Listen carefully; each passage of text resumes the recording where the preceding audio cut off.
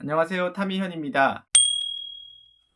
2021년 다가오고 있습니다. 제가 이번 시간에는 사업주나 격리 업무 하시는 분들, 그리고 세무대리 업무 처음 하시는 분들을 위해서 1년간의 세무 일정에 대해서 한번 쫙 정리를 해보겠습니다. 저 세무 일정에 대해서 뭐가 제일 중요하냐고 말씀을 드리면 크게 5가지 정도 있는 것 같습니다. 처음으로 가장 기초적인 부분이 인건비, 매달 하는 업무죠. 그리고 분기마다 하는 이제 부가가치세 업무, 소비세 업무가 있고, 세 번째로 1년에 한 번씩 하는 가장 중요한 소득에 관한 업무죠. 법인은 법인소득세, 개인은 종합소득세. 그리고 재산이 있다고 하시면 재산에 대해서 부담하는 세금이 있습니다. 보유세라고 하고 흔히들 재산세와 종부세가 있습니다. 마지막으로 잘 놓치시지만 지자체에서 꼭 해야 되는 업무가 또 있죠. 그래서 보통 주민세라고 합니다.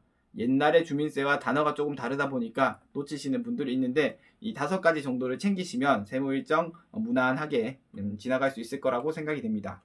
워낙 많다 보니까 대리인들이 납부서만 주면 돈만 내고 무슨 일이 일어나는지 잘 모르시죠. 자, 그래서 한번 설명을 드리겠습니다. 제가 인건비 업무에서 가장 중요한 부분은 어떤 업무들을 하는지가 중요합니다. 인건비는 세무서에 하는 업무가 있고, 두 번째로 4대 보험공단에 납부해야 되는 업무, 마지막으로 이 근로복지공단에 해야 되는 업무, 3가지가 따로 있습니다. 그리고 이 중에서도 매달 해야 되는 원천세 업무와 분기나 반기나 1년에 한 번씩 하는 지급명세서 업무가 또 별도로 있다. 복잡하죠. 자, 그래서 싹 정리를 한번 해서 설명을 드리면, 인건비에 대한 업무는 인건비를 지급하는 달이 가장 중요합니다. 그래서 지급하는 달에 다음 달 10일, 1일에 지급했다고 해도 그 다음 달 10일입니다. 그렇게 지급하는 달을 기준으로 다음 달 10일까지 원천세 신고 납부 의무가 있습니다. 원천세. 이 원천세는 옛날 분들은 갑근세라고도 부르고, 지금 실무하시는 분들은 간이세액표에 따른 원천세, 간이세액표에 따른 인건비라고도 부르시죠. 그래서 이 원천세 업무는 지급하는 달 다음 달 10일에 송금만 해주시면 됩니다. 보통 이제 신고를 본인이 직접 하신다면 신고와 납부를 동시에 하셔야 되고, 대리인들이 업무 처리를 하신다면 납부는 꼭 잊지 말으셔야 된다라고 알고 계시면 됩니다. 금액이 달라지니까 자동이체는 안 되시겠죠.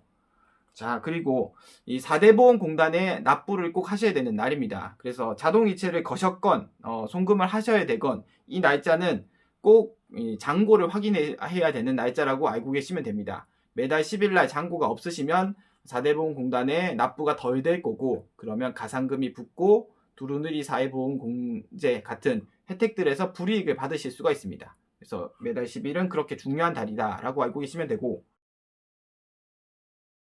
자, 그러면 만약에 일반 근로자들이 아니라 일용 근로자가 있으시다고 하면, 자, 매달 10일이 아니라 또 다른 업무를 또 하셔야 됩니다. 매달 10일 플러스 매달 15일 날 근로복지공단에 일용직 근로내용 확인 신고서를 제출을 하셔야 됩니다. 이걸 안 하시면 과태료인데 실제로 내시는 분은 잘 못 받습니다. 그래도 중요한 업무니까 하셔야 되고, 자, 이 급여를 지급하는 달에 다음 달 10일에는 원천세, 그리고 일용직이 있는 경우에는 15일에 근로내용 확인 신고는 매달 하셔야 된다. 특이하게 반기별 신고를 하지 않으셨다면 매달 하셔야 되고, 그리고 이 원천세 업무와 같이 지급명세서 업무를 아까 제가 별도로 말씀을 드렸죠. 그래서 만약에 일용직 근로자가 있으시다고 하면 매 분기마다 1분기, 1사분기, 2사분기, 3사분기, 4사분기에 말을 기준으로 다음 달 말까지, 자, 그래서 4월 말, 7월 말, 10월 말, 1월 말 이렇게 매달 다음 달 분기에 플러스 한 달까지 간이 일용직 지급명세서를 제출을 하셔야 됩니다. 자, 그리고 분기 말고 또 반기를 기준으로 하는 업무가 별도로 있습니다. 간이 지급명세서라고 하는데, 이 근로장려금 제도가 생기면서 이 간이 지급명세서를 꼭 제출을 하셔야 되고, 지금은 제도가 이제 몇 년이 돼서 한 1, 2년 지나서 이제 잘못하시면 가산세가 붙으신다라는 걸 알고 계시면 되고, 반기 플러스 또 한 달입니다. 그래서 7월 말 그리고 1월 말에는 급여 소득자가 있으시거나 프리랜서 소득자가 있으시다면 이분들에 대한 근로장려금의 문제 때문에 또 간이지급명세서를 별도로 제출하셔야 된다라고 알고 계시면 되고, 자, 그렇게 이 매달 하시는 원천세 업무를 하시고 나면 1년간에 대해서 세무서에 제출을 제대로 하셔야 되는 지급명세서 제출 의무가 별도로 있습니다. 그것은 보통 이제 2월 말에 보너스라고 해서 연말정산이라고 하죠. 그런데 실제로 업무는 회사에서는 2월 말까지 이루어지지만 세무서에 제출하시는 것은 3월 10일까지입니다. 그래서 이 급여소득, 근로소득, 사업소득, 이제 퇴직소득 있으시면 요때는 3월 10일까지 지급명세서 제출하셔야 되고, 만약에 이자 배당 기타 소득이 있으시면 2월 말까지입니다. 여기 2월 말까지 제출하셔야 된다라고 아시면 됩니다. 자, 그래서 매달 원천세 업무는 10일, 그리고 일용직에 대한 근로내용 확인 신고는 매달 15일 이렇게 제출하셔야 되고, 분기를 기준으로 일용직 지급명세서 제출 다음 달 30일까지. 자, 그리고 반기를 기준으로 간이 지급명세서 제출 반기 플러스 한 달, 그리고 1년간의 소득을 기준으로 제출하시는 지급명세서 2월 말 혹은 3월 10일까지 제출을 하시면 됩니다. 자, 인건비 업무는 이게 전부입니다. 예, 그래서 여기까지 보시면 되고, 자, 다음으로 설명드릴 부분은 부가가치세 업무입니다. 부가가치세는 반기 6개월을 기준으로 확정 신고 기간이라고 하는데, 자, 이 6개월을 기준으로 하시면 6개월 플러스 25일입니다. 이 경우에는 부가가치세가 왜 플러스 25일이냐? 그건 잘 모르겠습니다. 그렇게 정해놓은 것이고, 이게 보이시죠? 여기 6개월 플러스 25일, 7월 25일과 1월 25일에는 부가가치세 확정 신고 납부 의무가 있는 달입니다.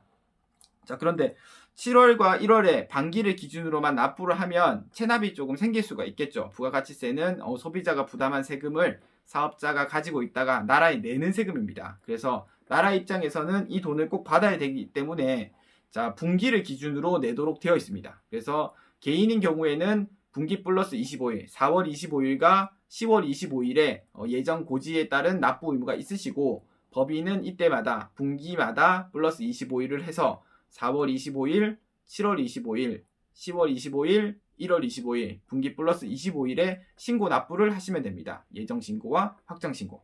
자, 그래서 쉽게 생각하면 분기 플러스 25일은 부가세를 납부하는 달이다 라고 알고 계시면 됩니다.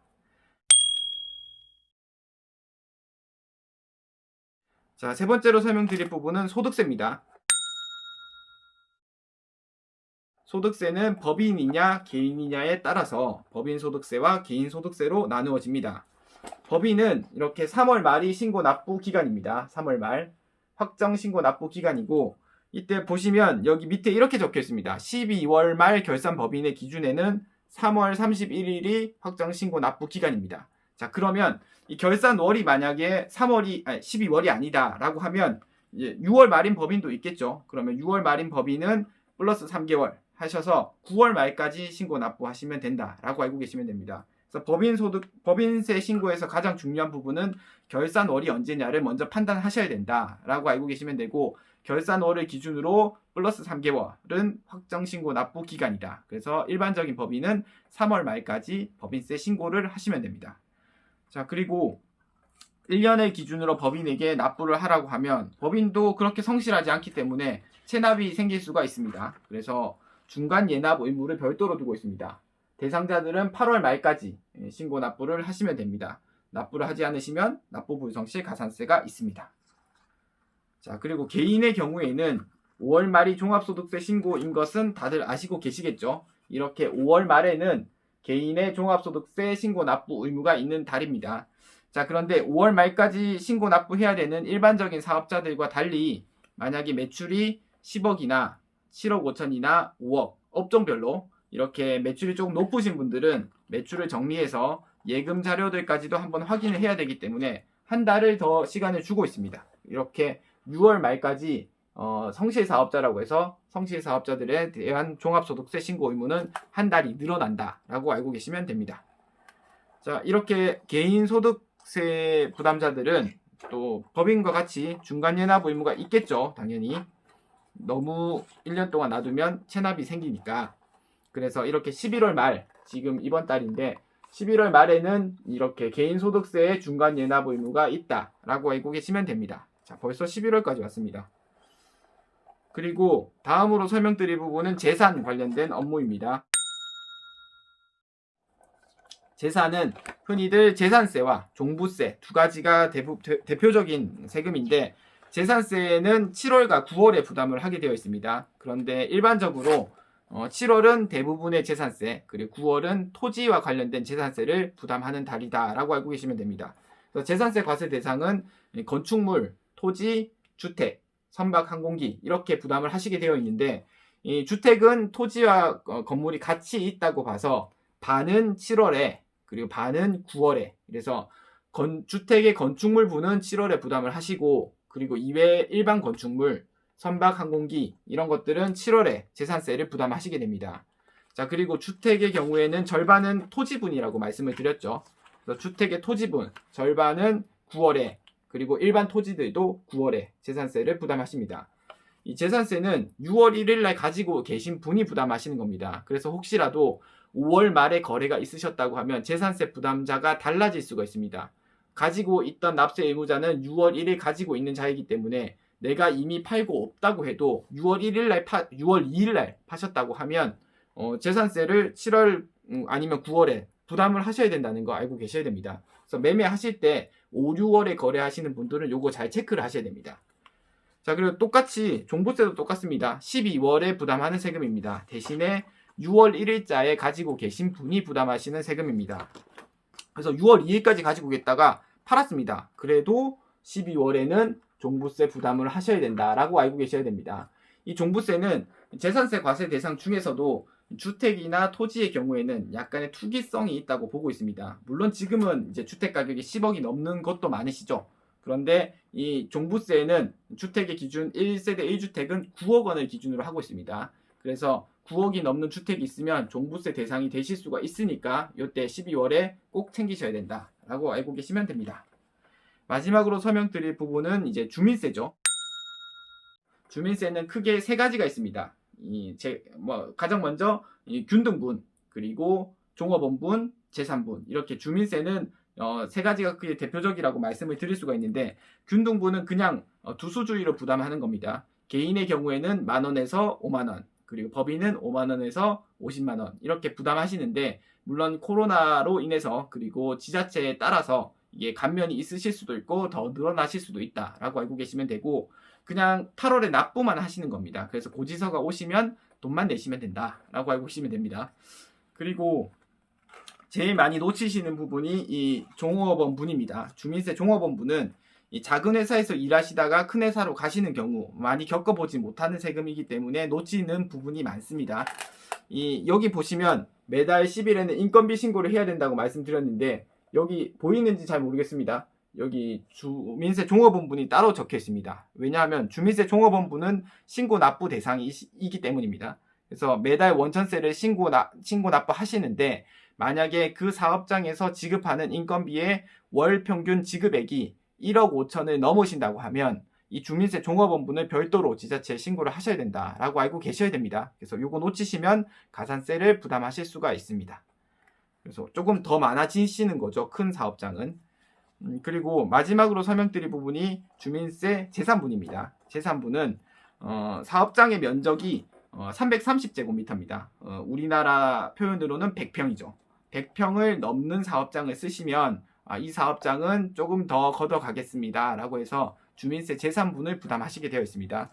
제곱미터당 한 250원 정도라서 얼마 되지는 않지만 이게 안 내면 굉장히 짜증나죠. 그래서 이 주민세 재산분은 7월입니다. 7월 달에 신고 납부하셔야 되고, 보통은 지자체에서 신고 안내를 하고 있습니다. 그런데 이 받으시는 분이 나는 건물주가 아닌데 라고 안 내시는 분이 많으세요. 그런데 주민세 재산분은 알고 계셔야 되는 게 사업장을 쓰고 있는 임차인이 내셔야 되는 세금입니다. 그래서 이걸 건물주가 내겠지 하면서 찢어 버리시면 안 된다. 그런데 금액이 그렇게 크진 않으시니까 혹시라도 공장을 넓게 쓰시는 분들은 조금 신경 쓰시고, 아니라 그냥 조그만하게 쓰시는 100평 조금 넘으시는 분들은 금액이 그렇게 크지는 않으시니까 잘 챙겨만 놓으시면 됩니다.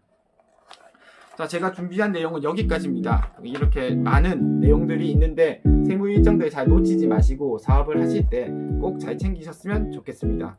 구독과 좋아요는 정말 감사드립니다.